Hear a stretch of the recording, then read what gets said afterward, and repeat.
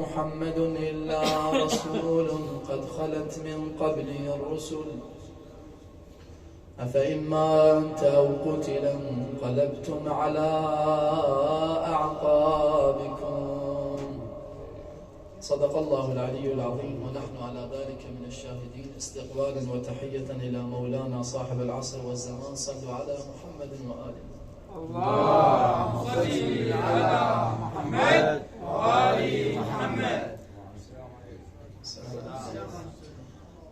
ما عسى الإنسان المؤمن أن يتكلم وينعى رسول الله صلوات الله وسلامه عليه، لأنه بالحقيقة رسول الله صلوات الله وسلامه عليه هذا الرجل قل نظيره بالتاريخ أولا، وثانيا للإنسان الذي يريد أن يطلع على فروع الإنسانية وعلى أسس الإنسانية يجب عليه بالوجوب العقلي أن لا يتخطى رسول الله صلوات الله وسلامه، بل أكثر من ذلك أن يبدأ بقراءته لهذه المنظومة من شخصية رسول الله صلوات الله وسلامه عليه، باعتبار أن هذا النبي صلوات الله وسلامه عليه أعظم الأنبياء، بل أعظم الخلائق، بل أول ما خلق الله سبحانه وتعالى. لذلك يقول النبي صلوات الله وسلامه عليه لجابر بن عبد الله الأنصاري، قال له: يا جابر، أول ما خلق الله نور نبيك يا جابر. بعد قال: ثم بثق من نور علي بن أبي طالب، ثم بثق من نور علي بن أبي طالب نور فاطمة، ثم بثق من نور علي وفاطمة نور الحسن والحسين. بعد يا رسول الله، قال: فهللنا قبل أن تهلل الناس ب2000 عام. يعني قلنا لا إله إلا الله قبل أن تقول الناس ب2000 عام. وبعد قال: وكبرنا قبل أن تكبر الناس ب2000 عام. ثم قال: بنا تاب الله على آدم. شلون يعني؟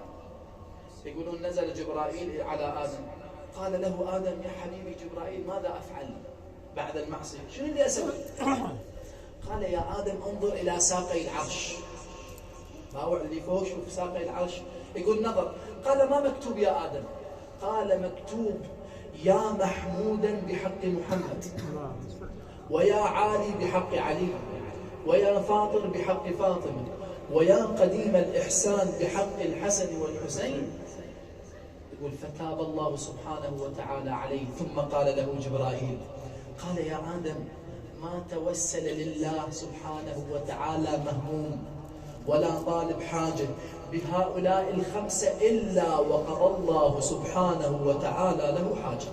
اللهم صل على محمد وآل محمد.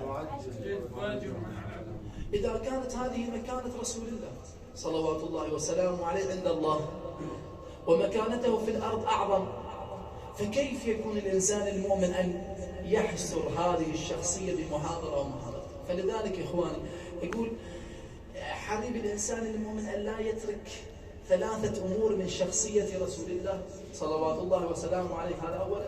وثانيا من الأمور التي مرت على المسلمين بعد وفاة واستشهاد النبي صلوات الله وسلامه عليه.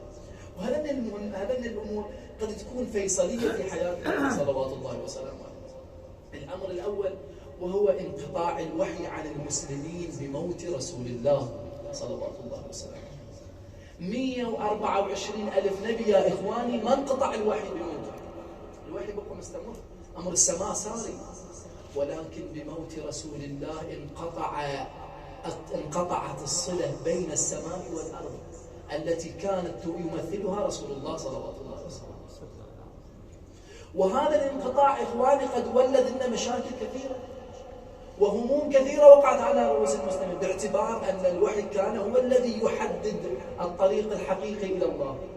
يعني عندما يقع انحراف داخل الأمة الإسلامية ينزل الوحي يصحح هذا الانحراف، يصحح هذا الخطأ على لسان رسول الله صلوات الله وسلامه. انقطع هذا الوحي، لذلك أنا وأنت بالزيارة عن النبي صلى الله عليه وآله المروية عن الأئمة عليهم الصلاة والسلام، يقولون فجعنا بانقطاع الوحي، أصبنا بك يا حبيب قلوبنا، فما أعظم المصيبة بك حيث انقطع عنا الوحي وحيث فقد بك. يعتبرون الوحي، انقطاع الوحي عن الأرض هذه مصيبة، انقطاع الوحي عن الأرض مصيبة يعتبرونها أهل البيت عليهم الصلاة والسلام، وهذه المصيبة التي أحلت بالمسلمين باستشهاد النبي صلوات الله وسلامه. والأمر الثاني إخواني الذي أحل بالمسلمين باستشهاد النبي صلوات الله وسلامه عليه، ألا وهو غياب شخص النبي.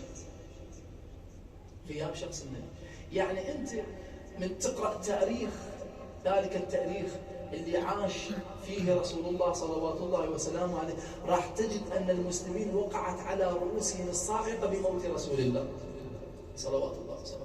غياب شخصية رسول الله ولدت لهم مشاكل، بحيث ذهل بعض المسلمين إخواني، ذهل، وأخذ أعداء رسول الله صلوات الله وسلامه عليه يخططون لمآربهم ولأفكارهم، واستغلوا ذهول المسلمين بوفاة واستشهاد وانتقال رسول الله صلوات الله وسلامه عليه. لذلك شوف هذه الشخصية عندما غابت من نفوس المسلمين صعد المنبر أمير المؤمنين صلوات الله وسلامه عليه، وصف رسول الله صلوات الله وسلامه عليه بأوصاف، ثم بين مكانة رسول الله التي كانت فقط شخصية رسول الله أو وجود رسول الله صلوات الله وسلامه عليه بين المسلمين كيف كانت مكانته. يقولون صعد المنبر رأس أمير المؤمنين عليه السلام بعد استشهاد ووفاة رسول الله صلوات الله وسلامه عليه، يقول قال أيها الناس، كان رسول الله أجود الناس كفا. هذه الصفة جد عظيمة إخواني، أنه الإنسان يكون مو بخيل، كريم، أجود الناس كفا، وبعد وألينهم عريكة، مو عصبي، مو يوم من الأيام إذا واحد خطأ وإياه أو اعتدى عليه أو أخذ له هج من حقوقه قام رسول الله صلوات الله وسلامه عليه ينتقم منه. لا إخوان، هذه مو في صفة رسول الله صلوات الله